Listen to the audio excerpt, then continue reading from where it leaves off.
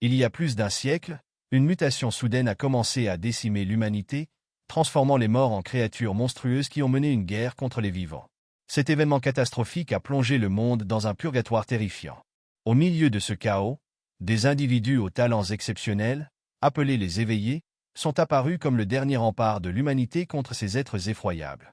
Jusqu'en l'an 2145, les mutants s'étaient unis à l'échelle mondiale pour former une force sans précédent, poussant l'humanité à se réfugier dans sa dernière forteresse. De nombreux éveillés ont péri dans cette bataille. Sur le champ de bataille final de la capitale, 3 éveillés affrontaient un énorme mutant. L'équipe était composée d'une support psychique de 3e ordre, d'un archer mécanique et d'un guerrier maniant un marteau lourd. Alors que la jeune femme observait l'avancée continue des mutants, le guerrier constata que la plupart de leurs frères de 1er et de 2e ordre étaient déjà tombés. Si les choses continuaient ainsi, même ceux de 3e ordre ne tiendraient pas longtemps. Le mutant chargea l'équipe, et la support psychique les avertit de rester sur leur garde, car la créature avait plus d'un tour dans son sac. Le guerrier s'élança avec son marteau lourd tandis que le mutant déployait ses tentacules. Les 3 furent pris de court lorsque le mutant les enveloppa dans ses tentacules et les souleva du sol. Le guerrier demanda à la support si elle pouvait le propulser avec son pouvoir pour qu'il puisse réduire cette chose en miettes. Cependant, l'archer observa que le mucus des mutants de 3e ordre pouvait sceller les pouvoirs psychiques, ce qui signifiait qu'ils étaient tous piégés. La bouche du mutant s'ouvrit pour attaquer alors que le groupe était encore immobilisé. Les 3 éveillés étaient horrifiés, persuadés que leur fin était proche. Mais soudain, de multiples attaques tranchèrent le mutant en morceaux. Alors que le guerrier se libérait des tentacules, il se demanda ce qui venait de se passer. Les 3 purent se dégager et atterrir en sécurité sur le sol. Tous, stupéfaits, regardèrent dans la même direction. Ils fixèrent le dos d'un homme tenant une épée, qui semblait être leur sauveur.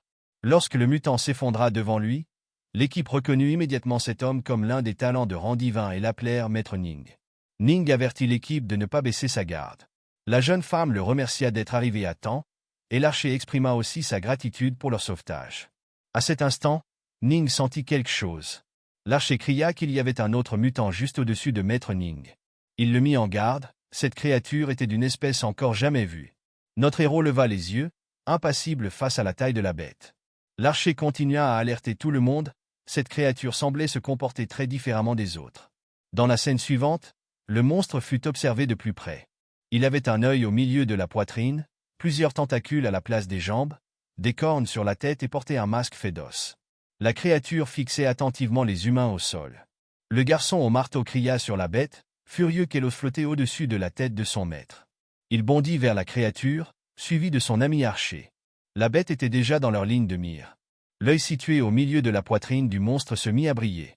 Quelques secondes plus tard, la gigantesque créature pivota pour leur faire face.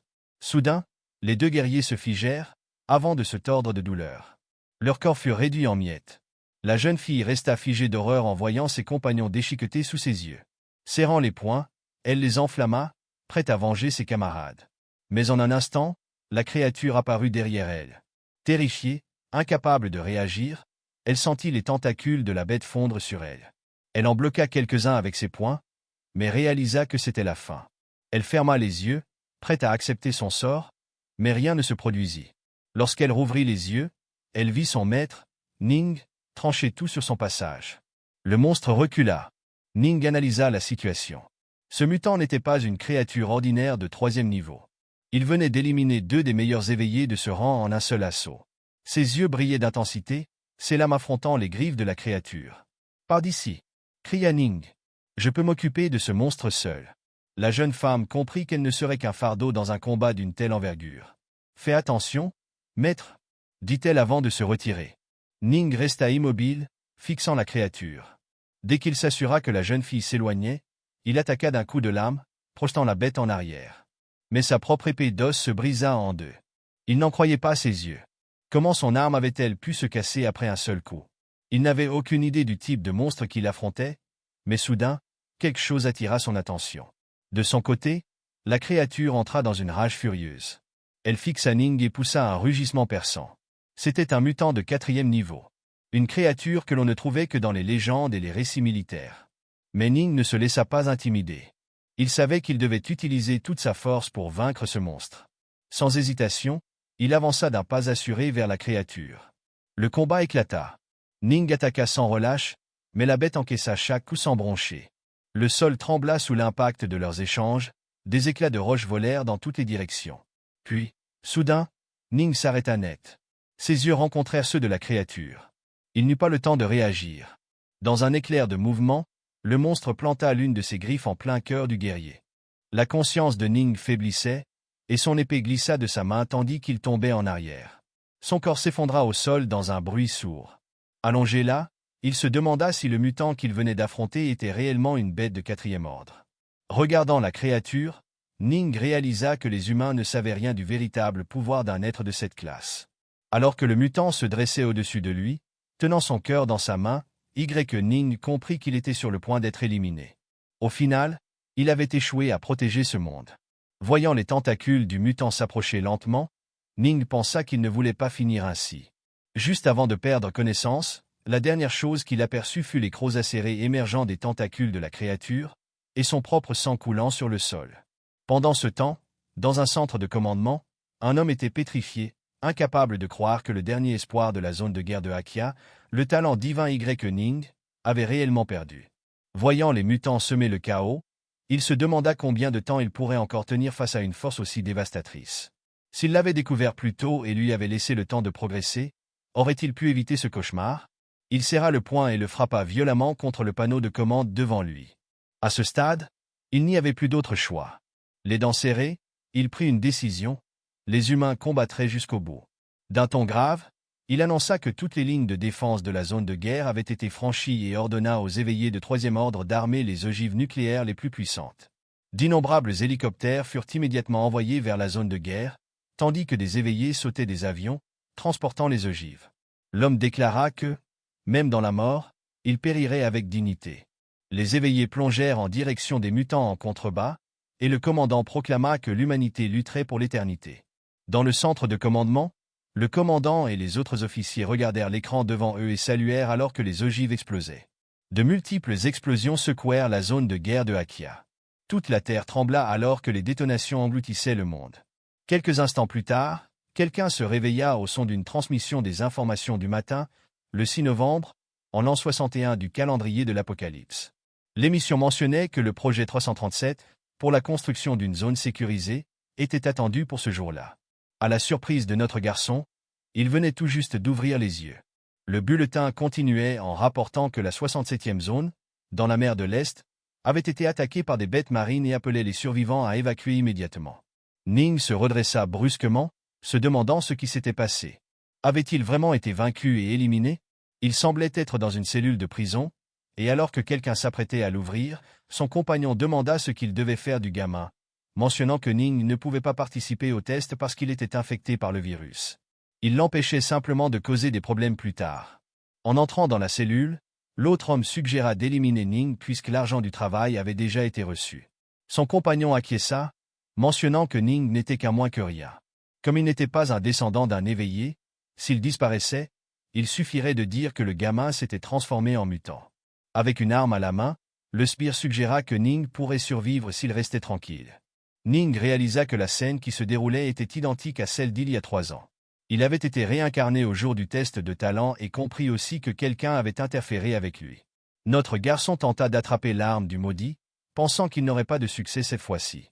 Les sbires furent pris de panique et l'un d'eux ordonna à l'autre de tirer. Mais Ning avait déjà réussi à s'emparer de l'arme et à l'arracher des mains du soldat maudit.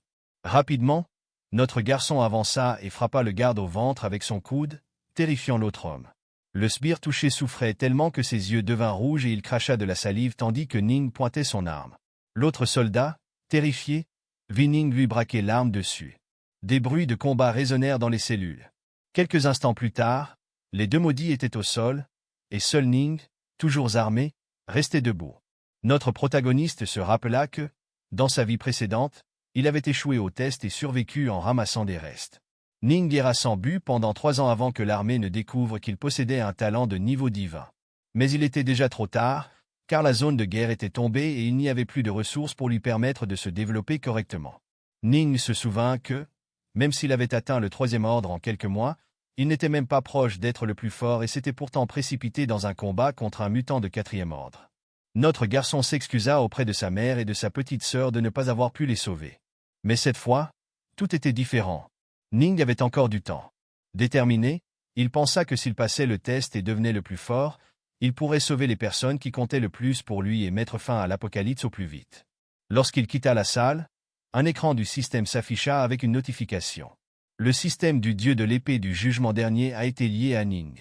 Mission: toucher le cristal du test dans les 30 minutes pour débloquer et activer les fonctionnalités du système. En cas d'échec, le système disparaîtra après 31 minutes. Après avoir complété la mission et débloqué le système, toute compétence liée à l'épée sera améliorée 100 fois, devenant ainsi une technique d'épée interdite. Ning fut surpris. Ce système était complètement différent du système standard de l'Apocalypse que tous les éveillés possédaient dans sa vie précédente. Il se demanda alors si cela pouvait être son opportunité en or. Il pensa que, peut-être, en raison de sa réincarnation, quelque chose avait changé. Mais tant que cela le rendait plus fort, n'importe quel système ferait l'affaire. Notre protagoniste réalisa qu'il devait se dépêcher de passer le test et découvrir qui était derrière tout cela. Le système lança un compte à rebours de 31 minutes. Soudain, d'autres hommes arrivèrent. Lorsque leur chef demanda qui était là, il exigea que Ning lève son arme. Une alerte retentit, signalant qu'un infecté s'était échappé. Les soldats encerclèrent immédiatement Ning, lui ordonnant de ne pas bouger. Tandis que leur chef lui ordonnait de lever les mains bien en vue, Ning analysa rapidement la situation. Le chef était un éveillé de bas niveau, tandis que les autres officiers étaient des personnes ordinaires. Ning pensa que la meilleure option était de prendre le chef en otage et de le forcer à l'escorter hors d'ici. Notre garçon se déplaça si rapidement en tirant avec son arme que les soldats, paniqués, n'eurent même pas le temps de réagir. Ning visa la main du chef pour lui faire lâcher son arme. Ses yeux étaient menaçants alors qu'il s'approchait rapidement de lui. Le chef se retrouva acculé. En un instant, Ning passa dans son dos. L'homme était horrifié lorsque Ning pointa une arme sur sa tête. Notre protagoniste ordonna aux autres de ne pas bouger et les avertit que s'ils tentaient quoi que ce soit, il tirerait. Les soldats lui ordonnèrent de relâcher leur capitaine et de ne pas être imprudent, car attaquer l'armée dans sa propre zone sécurisée était un crime capital. Mais Ning ignora leurs paroles et exigea que le capitaine l'emmène sur la place des tests. Il lui donna 3 secondes pour décider, sinon il ne garderait plus son cerveau intact. Les soldats furent stupéfaits et se demandèrent si Ning avait perdu la tête. Pendant ce temps, le capitaine lui demanda ce qu'il faisait et pourquoi un simple garçon voulait passer le test. Mais au lieu de répondre, Ning rapprocha encore plus son arme de la tête de l'homme. Le capitaine lui demanda d'attendre, expliquant qu'il devait y avoir un malentendu et suggéra qu'ils trouvent une solution ensemble. Ning lui ordonna simplement d'avancer. Le capitaine observa que le garçon jouait à un jeu dangereux en misant sur un éveil. Cela dit, même si Ning devenait un éveillé, il ne pourrait pas échapper à son élimination. Pendant ce temps, sur la place des tests, la foule regardait attentivement alors que quelqu'un annonçait qu'il y a 100 ans, en 2042, l'apocalypse était descendu, plongeant le monde dans une ère de catastrophe. Ils affirmèrent que seulement une personne sur 10 avait survécu parmi des milliards, et c'est ainsi que la première génération d'éveillés était apparue et s'était jointe aux forces militaires pour sauver la Terre. Ils annoncèrent que c'était un jour important pour tester leur talent et que, s'ils réussissaient, ils deviendraient des éveillés de combat chargés de protéger le territoire. Ceux qui échoueraient quitteraient les lieux pour mener une vie de simple civil. Celui qui faisait l'annonce était Eliao, représentant de la commission militaire liée à la zone sécurisée. Il déclara que le test commencerait avec les descendants des éveillés. Les candidats entrèrent dans la zone de test. Tandis que certains étaient confiants, d'autres ressentaient de l'anxiété face à l'épreuve. Soudain, quelqu'un alerta les gardes par radio qu'une personne infectée avait pris un otage et entrait dans la zone de test. Liao et les autres officiers militaires furent immédiatement préoccupés en entendant ce rapport. Pendant ce temps, à l'entrée, les gardes furent surpris par quelque chose. En se retournant, ils furent projetés hors de l'entrée un par un. D'autres gardes accoururent immédiatement pour encercler Ning, qui tenait toujours le capitaine en otage. Tenant fermement un microphone, Liao ordonna à Ning de lâcher son arme et de se rendre immédiatement. Les gardes sortirent leurs pistolets pendant que Liao avertissait Ning que s'il ne se rendait pas, il serait exécuté sur place. Le capitaine, actuellement pris en otage, était terrifié. Il fut encore plus stupéfait lorsque Ning déclara qu'il n'était pas infecté. Mais malgré son affirmation, les gardes restèrent en alerte. L'un d'eux pointa son arme sur Ning, prêt à tirer. Ning déclara calmement qu'il ne souhaitait pas perturber la cérémonie d'éveil, mais qu'il était là uniquement pour passer le test. Liao sembla extrêmement irrité. Il explosa de rage et cria sans relâche, ordonnant l'arrestation immédiate de Ning. Les gardes avancèrent rapidement et obéirent aux ordres. Soudain, Ning lâcha son arme et déclara que, selon l'article 137 du règlement de la zone sécurisée, les éveillés avaient des droits spéciaux. Le capitaine et les gardes furent stupéfaits lorsque Ning relâcha le capitaine et leva les mains. Ning précisa que violer les ordres militaires était une faute grave, mais que des contributions significatives pouvaient annuler de telles infractions. Le capitaine se retourna brusquement et frappa le garçon en plein visage, lui demandant s'il avait déjà éveillé son talent et s'il se croyait spécial. Tous regardèrent Ning tomber au sol. Les gardes se précipitèrent rapidement vers lui pour le maîtriser.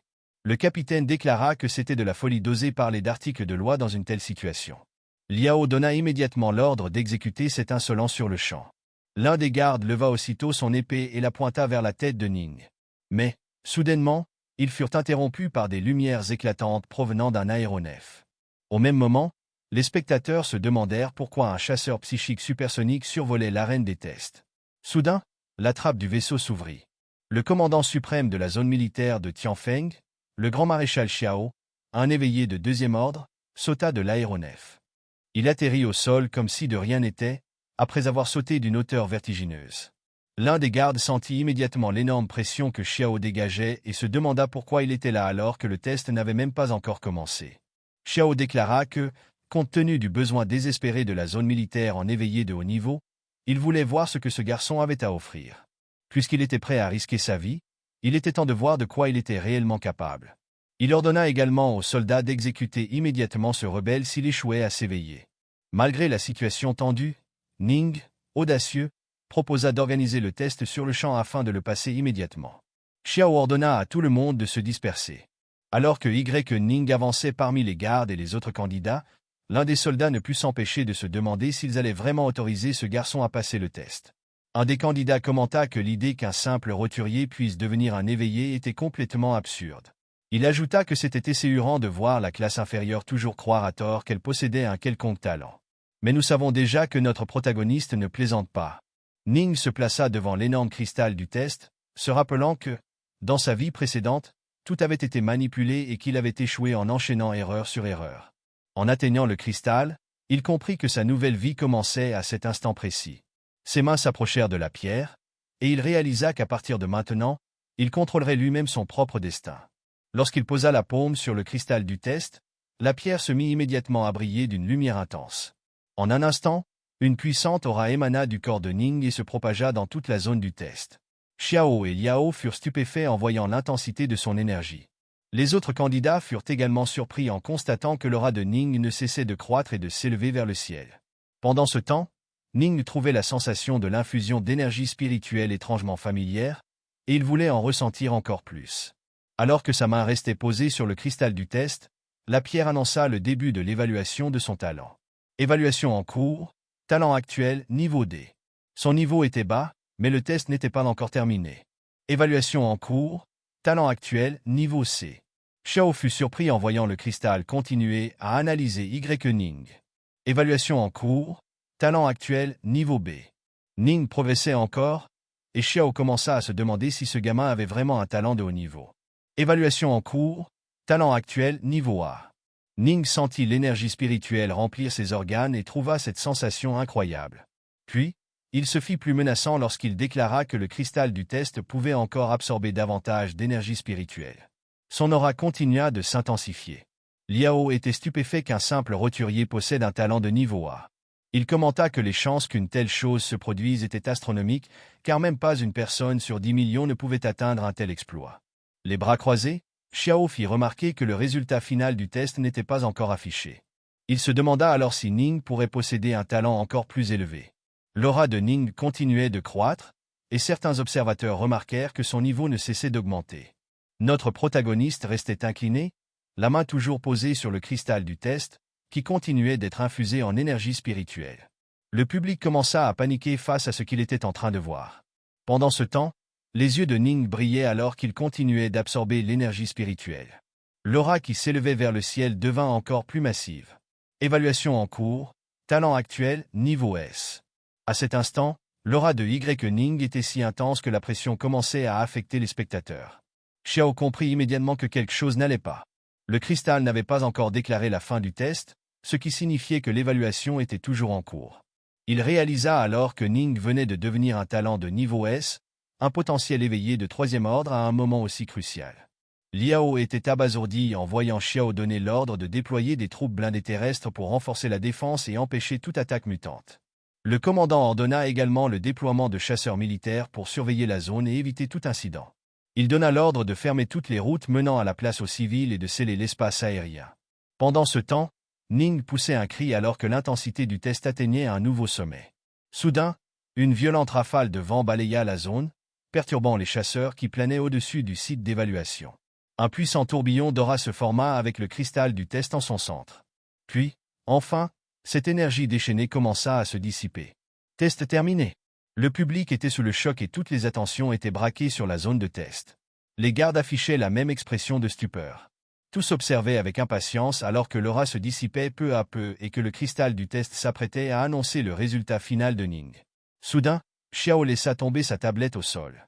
Il n'arrivait pas à croire ce que Ning était réellement.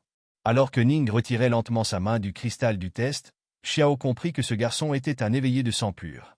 Talent actuel du candidat? Rang SS. Xiao était abasourdi. Si un niveau S était réservé aux éveillés de troisième ordre, alors un niveau SS signifiait sans aucun doute qu'il pourrait devenir un guerrier de troisième ordre. Il semblait que l'humanité était sur le point de vivre un bouleversement radical. Liao fut stupéfait en voyant Xiao éclater soudainement d'un rire hystérique et déclarer que c'était une excellente nouvelle. Au final, la zone sécurisée de Tianfan venait de produire un talent exceptionnel. L'un des candidats au test demanda aux autres s'ils avaient bien entendu, soulignant que recevoir des éloges du grand maréchal en personne était comme un rêve devenu réalité. Il avait réellement reconnu Ning. Le candidat à côté fit remarquer à quel point les gens changeaient vite. Il y a à peine un instant, tout le monde disait que Ning était répugnant. Mais un autre candidat interrompit la conversation, conseillant au garçon de ne rien dire de plus, car Ning pourrait bien devenir son supérieur à l'avenir. Pendant ce temps, Ning semblait surpris en réalisant que ce talent était théoriquement le plus haut niveau possible pour l'humanité. Un talent de niveau SS. Il ne s'attendait pas à ce que la limite des cristaux de test soit uniquement fixée à ce niveau. Mais il jugea que l'influence d'un talent SS était déjà largement suffisante. Ce qui comptait vraiment à cet instant, c'était la mission du système du dieu de l'épée. Ning demanda au système d'afficher son panneau d'état. Chargement du système du dieu de l'épée. Non, Ning. En raison de l'accomplissement de la mission, l'effet actuel du système augmentait la puissance des compétences de Ning de 10 000%. De plus, il pouvait élever toute compétence liée aux épées qu'il apprendrait jusqu'au niveau SSS, avec 2 effets supplémentaires. Augmenter le stockage d'énergie psychique de 10 000% et débloquer tous les attributs pour qu'ils puissent être maximisés sans restriction liée au talent.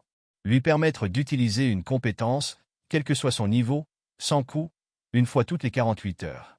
En regardant l'écran du système, Ning poussa un soupir de soulagement et déclara que sa mission était accomplie.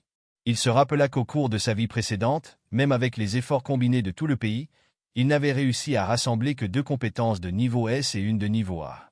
Pourtant, maintenant, le système du dieu de l'épée pouvait aisément améliorer ses compétences d'épée jusqu'au niveau SS. Soudain, le système lui assigna une nouvelle tâche. Apprends une compétence d'épée dès que possible. Récompense, 4 points d'attribut gratuits.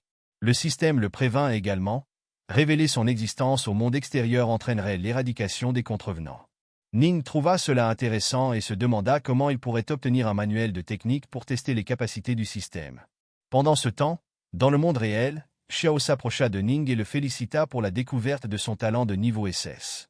Il lui demanda quelle récompense il souhaitait, promettant qu'il le satisferait à coup sûr. Mais Ning ne répondit pas, toujours absorbé par la tâche du système. Inquiet, Liao appela le garçon et avança pour lui donner une petite tape. Ne recevant toujours aucune réponse, Xiao observa que Ning n'était sans doute pas encore habitué à être un éveillé. Xiao éclata de rire, posa une main sur l'épaule de Ning et déclara que le garçon lui ressemblait. Après son propre test, il était lui aussi resté figé un long moment, sous le choc. L'homme fit une remarque sur un ton amusé, disant au garçon de ne pas se laisser distraire. Puis, il l'invita à le suivre dans son bureau pour une conversation plus appropriée, ce que Ning accepta. Quelques instants plus tard, une fois arrivé à son bureau, Xiao mentionna qu'ils avaient failli commettre une erreur en mettant en péril le test du garçon. Il assumerait donc le contrôle du département concerné et mènerait une enquête approfondie avant de fournir des explications à Ning. Xiao informa également Ning qu'il avait décidé de le proposer comme premier choix pour le projet des sièges. Ainsi, dès que les supérieurs donneraient leur approbation, un éveillé de troisième ordre lui serait assigné comme mentor, et Ning bénéficierait d'un accès prioritaire à toutes les ressources et équipements. L'homme ajouta qu'il devait aussi discuter de son talent afin de l'aider à établir un bon plan de progression. Ning savait qu'il ne pouvait pas révéler l'existence du système du dieu de l'épée, alors il se contenta de parler de son talent d'origine, une affinité mentale, dont l'effet principal était la psychokinésie. En entendant cela, Xiao réfléchit un instant et admit que les talents de série mentale étaient extrêmement rares. Il devrait consulter des experts de la capitale pour mieux conseiller le garçon. À ce moment-là, Xiao se souvint de demander à Ning quelle récompense il souhaitait. Ce dernier répondit qu'il aimerait obtenir un manuel de compétences d'épée, si possible. Un tel souhait était en réalité très facile à exaucer. Xiao donna immédiatement l'ordre à l'un de ses hommes de sélectionner la compétence d'épée la plus avancée disponible et de la lui apporter. Quelques instants plus tard, l'homme revint avec une tablette et annonça que c'était le manuel de plus haut niveau. Xiao fit signe à Ning de le prendre, et l'homme lui tendit la tablette. Ning remercia Xiao, puis annonça que, s'il n'y avait rien d'autre, il aimerait rentrer chez lui un moment. Xiao comprit aussitôt et supposa que le garçon était impatient de partager la bonne nouvelle avec sa famille. Cela dit, il ordonna à ses subordonnés de désigner une équipe d'élite pour escorter Ning pendant 7 heures par jour afin d'assurer sa sécurité absolue. Il leur demanda également de lui signaler immédiatement tout incident suspect. En parallèle, Xiao demanda à recevoir un rapport sur l'affaire du test saboté dans les 24 heures et donna l'ordre d'arrêter tous ceux impliqués, quel que soit leur statut. Les subordonnés de Xiao s'inclinèrent respectueusement et confirmèrent qu'ils avaient compris ses ordres. Dans la scène suivante, un camion militaire arriva à la zone sécurisée des 6 refuges. Les habitants des environs, intrigués, observèrent le véhicule s'arrêter et virent quelqu'un en descendre. C'était Ning. Le protagoniste s'adressa aux soldats qui l'escortaient en les appelant seniors et leur demanda simplement de rester sur place, expliquant qu'il pouvait rentrer chez lui tout seul. Alors que Ning s'éloignait, les passants dans la rue le reconnurent. Quelqu'un demanda si Ning était devenu une personne importante puisqu'il était arrivé dans un véhicule militaire. Une autre personne lui répondit de rester calme, car avec autant d'éveillés l'accompagnant, Ning ne pouvait certainement pas être un individu ordinaire. Quelques instants plus tard, alors que Ning marchait dans la rue, il aperçut une petite fille Xian et l'appela. Xian entendit son nom, se retourna rapidement et fut surprise de voir son grand frère. Aussitôt, des souvenirs de sa vie passée refirent surface dans l'esprit de Ning, le moment précis où la jeune fille avait été anéantie. Dans son cœur, Ning s'excusa auprès d'elle, car il n'avait pas pu la protéger. Soudain, il se précipita vers Xian et la serra dans ses bras, décidé à ne jamais la laisser souffrir dans cette vie. La petite fille était déconcertée. Elle remarqua que seulement un an s'était écoulé depuis le départ de Ning pour le camp et lui demanda comment il avait pu revenir si tôt. Les larmes coulèrent sur les joues de Ning, et il lui expliqua simplement qu'il avait terminé son test. Xian fut choqué en voyant son frère pleurer et lui demanda pourquoi. Mais Ning sourit et lui répondit que ce n'était rien, qu'il était juste heureux de la revoir. Xian proposa alors qu'il rentre à la maison, car leur mère s'inquiétait depuis son départ. Ning acquiesça, suggérant qu'ils la surprennent en entrant ensemble. Alors qu'ils marchaient côte à côte, Xian exhiba fièrement le petit sac qu'elle portait, expliquant qu'elle avait eu de la chance ce jour-là. Elle avait réussi à récupérer des composants supplémentaires et les avait échangés contre une crêpe, alors Ning pourrait bien manger ce soir. D'un air attendri, Ning lui répondit qu'elle était une petite idiote, et qu'ils auraient un festin aujourd'hui. Les yeux brillants d'excitation, Xian demanda si cela signifiait qu'il y aurait de la viande. Ning assura que oui, autant qu'elle le voudrait. Peu après, ils arrivèrent chez eux. Une table remplie de plats appétissants les attendait. Émerveillé, Xian s'exclama que tout cela était si luxueux. Alors qu'il mangeait, la mère de Ning lui demanda comment s'était déroulé le test d'éveil, car de nombreux voisins l'interrogeaient à ce sujet. Fier, Ning annonça qu'il avait réussi le test et qu'il était désormais un éveillé. Des larmes de joie coulèrent sur le visage de sa mère, qui lui demanda avec émotion si c'était bien réel. Ning confirma, et immédiatement, ils célébrèrent ensemble. Xian, tout sourire, déclara que c'était exactement ce à quoi elle s'attendait de son frère. Elle ajouta ensuite, avec espoir, que cela signifiait qu'il pourrait manger ainsi tous les jours. Sans hésitation, Ning lui répondit que oui. Plus tard dans la nuit, toutes les lumières du bâtiment s'étaient éteintes.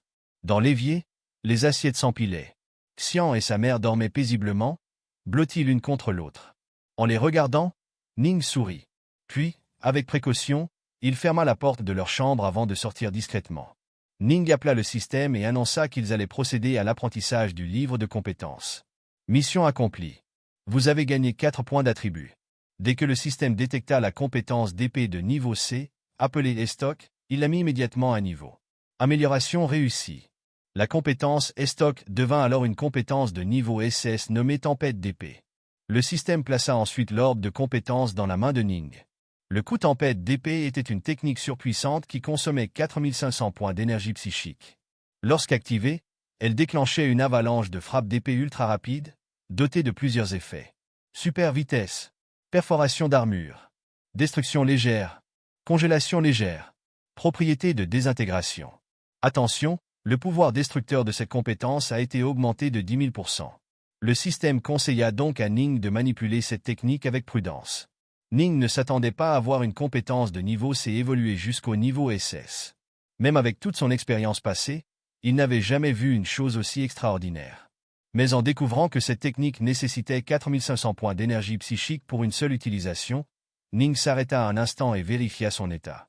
Son niveau actuel de talent était à 0, et il ne possédait que 15 points de détermination. Une réserve interne de 1500 points d'énergie psychique. Lorsqu'il consulta le système, il observa les limites des différents niveaux. Premier ordre 20 points de détermination et 2000 points d'énergie psychique. Deuxième ordre 30 points de détermination et 3000 points d'énergie psychique. Troisième ordre 40 points de détermination et 4000 points d'énergie psychique. En d'autres termes, sans compter les bonus d'équipement, il lui faudrait atteindre le milieu du troisième ordre pour pouvoir utiliser Tempête d'épée normalement. Mais heureusement, sa caractéristique spéciale lui permettait d'activer une compétence gratuitement toutes les 48 heures. Sans cela, Ning ne pourrait même pas l'utiliser une seule fois pour l'instant, en raison des restrictions d'énergie. Il réalisa alors un problème majeur. Le système du dieu de l'épée interdisait de révéler toute information à son sujet. Ning ne pouvait donc expliquer à personne d'où venaient ses compétences et sa force. Cela signifiait qu'avant d'atteindre le deuxième ordre, il devait éviter d'utiliser Tempête d'épée en public. En se souvenant du rapport de Xiao sur le projet des sièges, Ning décida de ne pas prendre de risques inutiles. Mais au fond de lui, il ne pouvait réprimer son excitation, il n'avait jamais possédé une compétence d'épée de ce niveau dans sa vie passée. Il fixa l'orbe dans sa main pendant un moment. Son cœur brûlait d'envie de l'essayer. Puis, un sourire apparut sur son visage. Il venait de se rappeler qu'il y avait quelque chose dans la zone militaire qu'il pouvait utiliser. En se retournant, lorsque l'apocalypse émergea, le monde était imprégné de clés spirituelles. Pour cette raison, de nombreux donjons commencèrent à apparaître un peu partout, et des mutants menaçants détruisaient des bâtiments, mettant les gens en danger. Les individus éveillés s'aventuraient dans ces royaumes pour réaliser des explorations et des épreuves, et les informations concernant les donjons étaient progressivement maîtrisées par l'humanité. Les militaires prirent le contrôle et dépensèrent des ressources massives pour rechercher et développer des donjons de test. Ils finirent par réussir et développèrent ces donjons pour l'entraînement au combat réel de leurs troupes. Dans ces lieux, des bêtes attaquaient également les éveillés qui y entraient. Cependant, comparés aux donjons réels, les guerriers pouvaient quitter les donjons de test dès qu'ils rencontraient un danger mortel, garantissant ainsi la sécurité maximale. Un exemple de cela était que lorsqu'un éveillé était sur le point d'être dévoré par un mutant, il disparaissait instantanément. De retour dans la résidence du protagoniste, la porte venait de se fermer. Ning sortit, pensant à essayer d'utiliser sa compétence dans un donjon de test. Il se rendit dans le donjon de test de la zone sur de Tian. Ning se trouvait déjà dans l'une des chambres et demanda au responsable d'ouvrir un donjon de bas niveau pour lui, exprimant que n'importe quel type ferait l'affaire. L'homme reconnut Ning comme étant celui avec le talent mental de niveau SS et se rappela que Xiao avait donné l'instruction de permettre au garçon d'accéder au donjon. Mais il demanda à Ning s'il allait seul ou si quelqu'un devrait l'accompagner. Pendant que Ning appuyait sur un bouton, l'homme observa qu'avec sa force actuelle, entrer seul dans un donjon serait très dangereux. Ning commença à disparaître et commenta qu'il allait simplement faire un test rapide, donc il serait de retour sous peu. Il disparut complètement devant l'homme. Quelques secondes plus tard, Ning réapparut et entra dans un donjon de test. Le système informa Ning que le scénario actuel représentait une ville à faible niveau de danger. Le garçon réalisa que l'endroit simulait immédiatement après l'éruption de l'apocalypse. En regardant l'écran du système, Ning sourit en voyant que l'arme fournie par le donjon était un couteau de combat. Il entra et prit l'arme affichée sur l'écran du système. En prenant l'arme, Ning pensa que c'était exactement ce qu'il voulait, car plus l'arme était faible, plus il était facile de tester ses compétences. Notre protagoniste continua à marcher et soudainement, il remarqua un mutant tournant le coin de la rue. Ses yeux brillèrent alors qu'il suivait le monstre du regard. La bête se précipita rapidement vers lui. Ning sauta immédiatement, donna un coup de genou à la tête du mutant et se demanda si ce dernier était venu ici intentionnellement. Notre garçon atterrit au sol, leva son couteau au-dessus de l'œil du mutant, pensant qu'il récoltait des points gratuits. Ning perça les yeux de la créature avec son couteau, et le mutant s'effondra, étendu dans une flaque de son propre sang. En s'éloignant, Ning pensa que le couteau s'adaptait parfaitement à sa main et que la chasse venait de commencer. C'est la nouvelle chaîne de résumé de Manhwa, aidez-nous à grandir en laissant un like et en vous inscrivant à la chaîne. Aujourd'hui, je vais m'arrêter ici, merci d'avoir regardé, on se retrouve dans la prochaine vidéo et à bientôt.